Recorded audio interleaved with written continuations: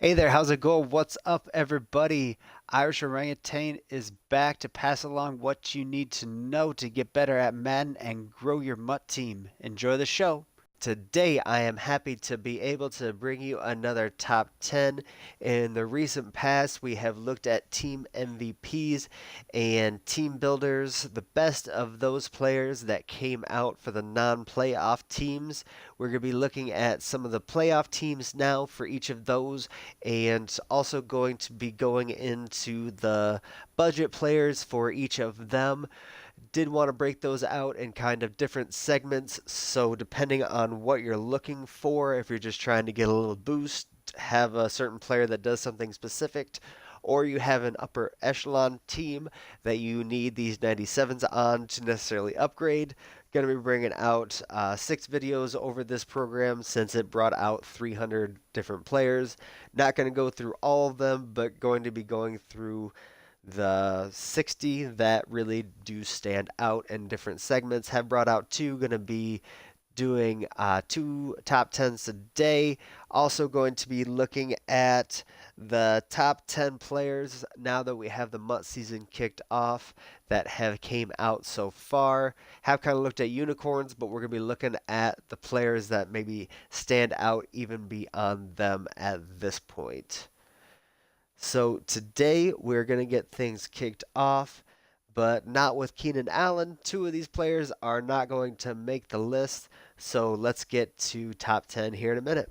Coming in at number 10 for the playoff team MVPs, we have Chris Carson, another tremendous running back that came out in this promo. If you are a Seahawks fan, you are overjoyed because you can come out and play exactly how the Seahawks do, just pounding that ball with Marshawn and Chris Carson. You have your 1-2 for the rest of the year. And if you don't have one of those players, you can run Carson with Ricky and just have a tremendous ground game. You can match him with a third down back and just run over people. 97 trucking, pretty solid speed, a little bit lower than you want for an end game player, but if he is fitting onto a Seahawks team, he is perfect. But if you do need that mauler at the end zone, this is a great fit. Not necessarily upper echelon, but does come in above Malcolm Jenkins and Keenan Allen. Those were the two that were left off the list. Coming in at number 9, we have John Johnson the third.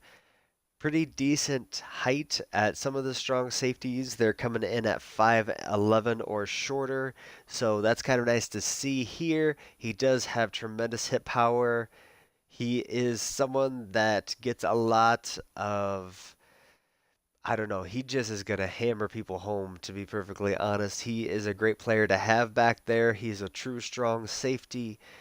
Fits in well with the other Lamarcus Joyner, if I'm not mistaken, for the Rams, who is a little bit smaller. So fits kind of like the Seahawks used to have over there. But if you need someone to lay the wood, John Johnson's a perfect fit.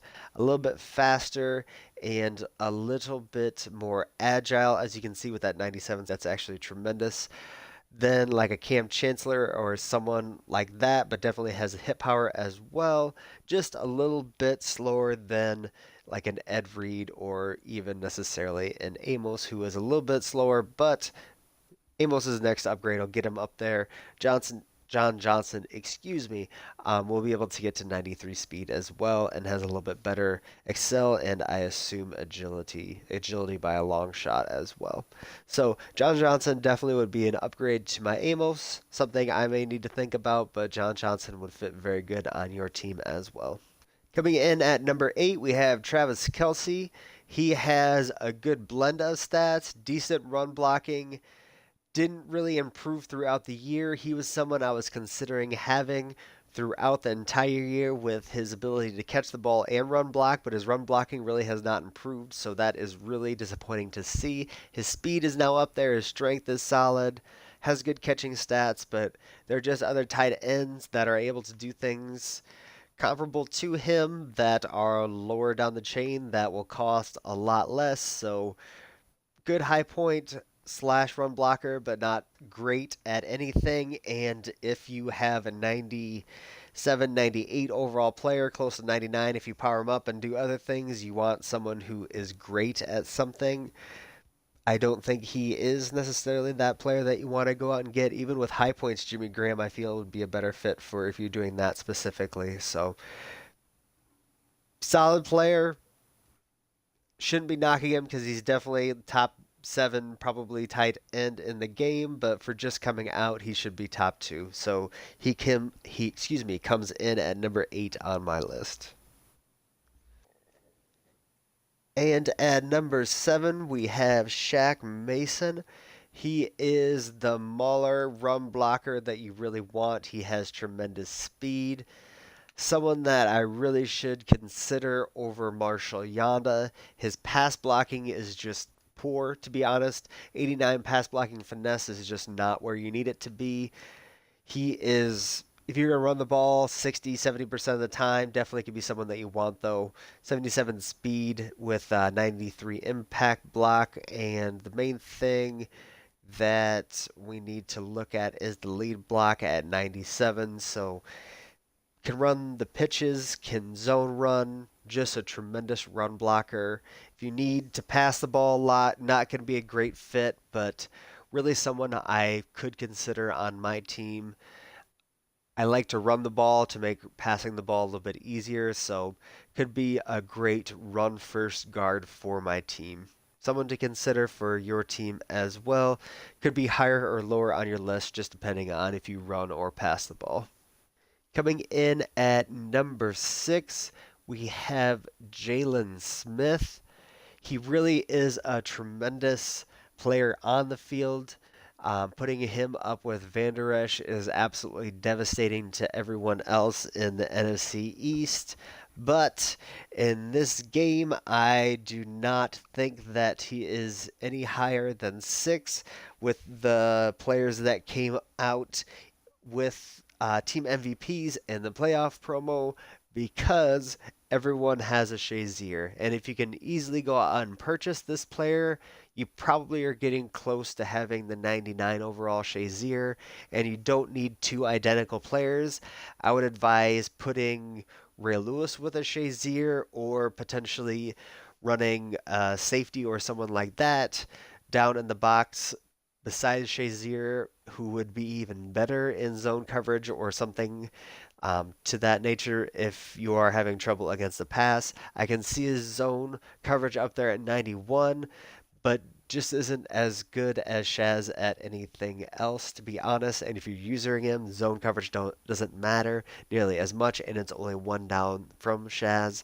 If he was a standalone player that could do something that no one else could do, he would be a little bit higher on this list. Again, has great speed, but everyone has pretty much this player, and this player is a little bit poorer than the player that everyone already has. Coming in at number 5, we have Eric Ebron, really the receiver in this list that you want to go out and get, to be honest. Besides Julio Jones, excuse me. I was trying to make sure I didn't say he was the best wide receiver without thinking it through. That came out with the team MVPs, but he really is. Split him out wide. He can do tremendous things with his 90 speed. He's a little bit better of a pass catcher. Than Travis Kelce is, so he has that thing that he stands out, and he's just a little bit slower than George Kittle, but matches up really well with those things. And George Kittle breaks the game for a lot of people, so just someone that you can go out and maybe put in a double tight end set with Kittle and do some crazy things with him. He comes in at number 5 for the playoff team MVPs. Coming in at number 4, we have Demario Davis. I think he can go and match up and play along Shazier really well. He's a little bit thicker of a player, very similar to a Ray Lewis. I was a little bit concerned that Ray Lewis was being a little bit threatened at what he could potentially do, but he's just a little bit better at Demario Davis at what they both do well. But putting him alongside Shazier just has that player that can go out and play by himself. If you have trouble in the run game, this player fits in perfectly for you. He does something great that you don't have on your team free already, is the reason that he makes it up this high on the list. Team captain for the Saints, as you can see that over here there on his chest, gets you the ×3. Just someone that is scary in the run game and plays really well. At 6'2", can go up and get those balls as well. Just a tremendous player. Again, not terrible in the zone, but not going to be able to get up to the 90. So something to think about there. With Ray Lewis, I have him play frequently against the run and in those sets, and have him play frequently in zone and coverage as well. But you might want to put in a safety with Demario Davis, but he can fit on a God squad to fit a specific role, so he fits at number 4 on my list. At number 3, I have Marlon Humphrey. He's someone that can come out and compete with the best cornerbacks in the game immediately. If you are just able to put lockdown on him and have that all the way maxed out, he will be a tremendous cornerback for you. If you power him up and then have Madden boosted up and have Sprinter on him, he can become 99 across the board and look absolutely dangerous for you. At 6 foot tall, that is tremendous. He's also very good in the run game. Catching leaves a little bit to be wanting at 77, but 76 tackle there, as you can see. 83 and 95 hip power, so those are both tremendous as well. Just a great cornerback. The Ravens are very fortunate to be comparable with the Redskins in the defensive backfield that they have. Humphrey is great at what he does. He can be your number 1 cornerback or be one of your top 3 cornerbacks for the rest of the year. Even on the best teams that are out there, consider this player and go out and get him if you can. Coming in at number 2, we have Deshaun Watson. As you can see, he is not quite what Mahomes is, but if you are able to power him up the same way that I have Mahomes powered up, it will not cost you nearly as much, especially if you are able to do a couple of other things with the power up passes. He is the best right-handed quarterback that you can get for, well, right now he's going for 650,000, but at some point he'll be going for a little bit less than that. Checking Mutthead earlier, there was not anyone anywhere close to that except for Khalil Mack, so just something to consider if you want to play with a right-handed quarterback. Don't want to power up Mahomes all this way, or you have to pay for Mahomes limited card. This will be the best right-handed quarterback. He can throw on the run tremendously also. He'll get you the ×3 for the Texans. His play action's solid. Throw under the pressure. Leaves a little bit to be wanting, but he'll be a little bit faster than Mahomes even.